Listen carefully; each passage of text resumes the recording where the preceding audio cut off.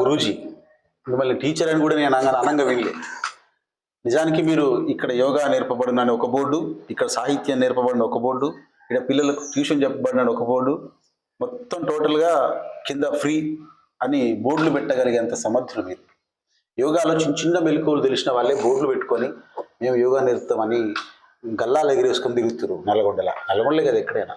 మీ దగ్గర యోగా ద్వారా రోగాలను నయం చేసే టెక్నిక్స్ ఉన్నాయి మీ దగ్గర. అంత విద్యను పెట్టుకొని శంకరయ్య సార్ ఎందుకు బయటికి వెళ్ళడు? మాట్లాడితే కలెక్టర్ గారికి, మాట్లాడితే ఎస్పీ గారికి కొద్దిగా సెలబ్రిటీ అయిపోయినా, లేదంటే పిల్లలకి ఏమైనా నేర్పిస్తున్నాడా? యోగా గురించి చెప్పండి. మంచి ప్రశ్న. ఇప్పుడు అవసరం కూడా అది. సరే. నేను మాకు 77లో మాకు హిందీ సార్ ఉండేది. సరే. ఒకరోజు అనుకోకుండా, అరే వాళ్ళ పాఠం వద్దు, మీకు యోగాసనాలు వేసి చూపిస్తా అని అన్నాడు. అని అన్ని వేసి చూపించాడు. అది నిజంగా మరి పలవెల్లో ఇది జరిగింది. 62 మంది స్టూడెంట్స్ మేము. సరే. ఎవరికి అవ్వలేదు. నాకు ఎట్లా కనెక్ట్ అయిందో అయింది అది. అక్కడి నుంచి నేను సాధన చేశాను. సాధన చేసేసి నిజంగా కూడా గురుముఖత కన్నా ఆ సారే నాకు ఇక ప్రథమ గురువు. అక్కడి నుంచి దాని మీద పట్టు సంపాదించడం జరిగింది. రామ్దేవ్ బాబా అయ్యంగార్ అని యోగాలో ఒక గొప్ప ఐకాన్. వారి యొక్క యాటిట్యూడ్ కూడా నాకు అబ్బింది. Art of living Ravishankar Guruji, ఇవన్నీ సమ్మేళనంగా ఉంటూ నేను ఎక్కువ శాతం పల్లెటూరులో కూడా నేను తీసుకుంటాను క్లాసు. ఓకే. ఎక్కువ మేము మా టీచర్లకు ఇది మండల స్థాయి నుంచి, గ్రామ స్థాయి నుంచి రాష్ట్ర స్థాయి వరకు ఆర్వీఎంలో యోగా అన్నామంటే శంకరయ్య సారే. రాజీవ్ విద్యా మిషన్ లో ఎస్సీఆర్టీలో యోగా అంటే శంకరయ్య సారే గుర్తొస్తారు. అది అంతవరకు నాకు ఆ పేరు ఉంది విద్యా వ్యవస్థలో. రెండవది ట్రైనింగ్లలో మొత్తం నేను స్టేట్ లో ఇచ్చింది ఇక్కడ మూవ్ అవుతుంటుంది. అదొకటి. అంటే టీచర్లలో అందరిలో యోగా నా ద్వారా వచ్చేటువంటి యోగా టిప్స్ అన్ని వైబ్రేట్ అయినాయి, ఆల్రెడీ వాళ్ళ జీవితంలో ఉన్నాయి. ఇక అధికారులకు ఎందుకు చెప్పాలనుకుంటా అంటే, అధికారులు చాలా తీవ్ర ఒత్తిడిలో ఉంటారు. Okay sir. వాళ్ళకు మిగతా అధికారులతో వాళ్ళకి రిలేషన్ ఉంటుంది. వాళ్ళు ఒకవేళ మాట్లాడినా సంబంధిత డిపార్ట్మెంట్ మీద మాట్లాడగలుగుతారు. కానీ పర్సనల్ గా కూర్చొని మనం ముచ్చట పెట్టుకున్నట్టు పెట్టుకోలేరు వాళ్ళు. అమ్మ కలెక్టర్ అంటే చాలా సుఖమైన జాబ్ అనుకుంటాం. కాదు, అస్సలు కాదు. 24 గంటలు వాళ్ళు ఆన్లైన్ లో ఉంటాడు ఆయన బ్రెయిన్.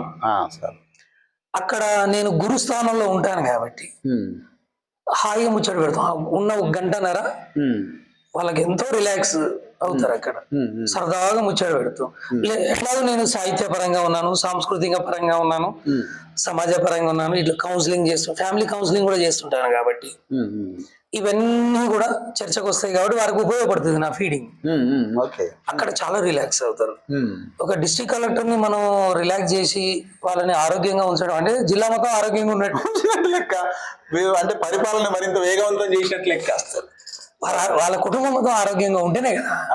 ఆయన ఇప్పుడు ఎక్కడికి వెళ్ళినా ఇంటి వైపు ఉండడు మనసు.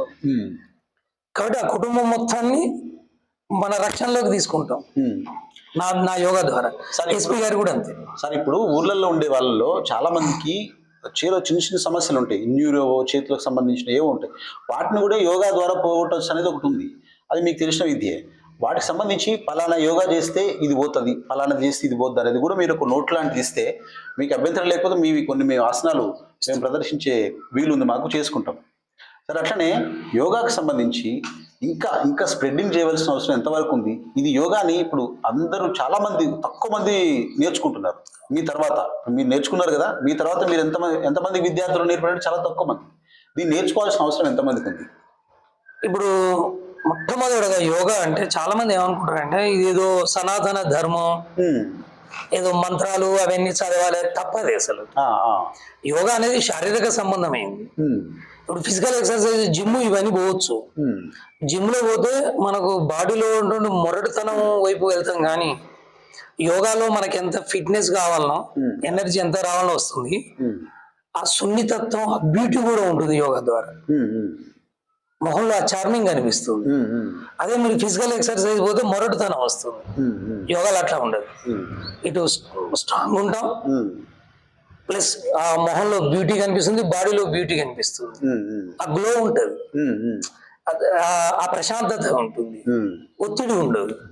కాబట్టి ఇటు రావాలి జనాలు ఒకటి. మరి రావడానికి ఏం చేయాలన్నప్పుడు సార్ దీన్ని మనం సరళీకరణ చేయాలి. ఏదో స్టార్టింగ్ లో సూర్యమంత్రం అని ఆ మంత్రం ఇవన్నీ పెట్టొద్దు. ఇగో ఇలా చేసుకుంటే నువ్వు ఇంత ఆరోగ్యంగా ఉంటావు. స్మూత్ గా సున్నితంగా కరెక్ట్ చెప్పగలిగే నేను నా యాటిట్యూడ్ కూడా అదే.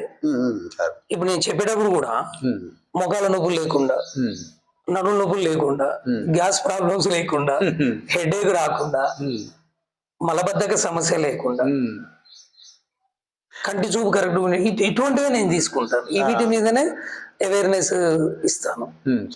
ఇప్పుడు ఎన్ఎస్ఎస్ క్యాంపులు, ఎన్సిసి క్యాంపులు, యూనివర్సిటీ క్యాంపులు ఏవైనా నేనే. ఇక నాకు వాళ్ళు చెప్పాల్సిన అవసరం లేదు.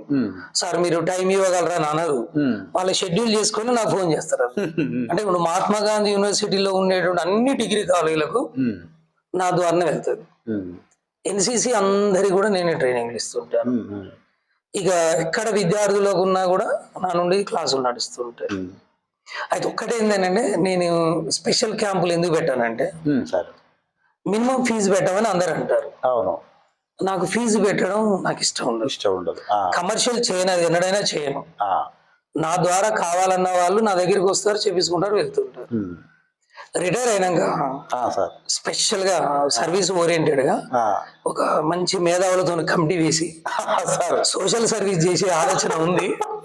అప్పుడు మనం మెడిసిన్ లేని సమాజాన్ని నిర్మించే దిశగా ఒక ఉద్యమం లాగా తీసుకుందాం దాన్ని.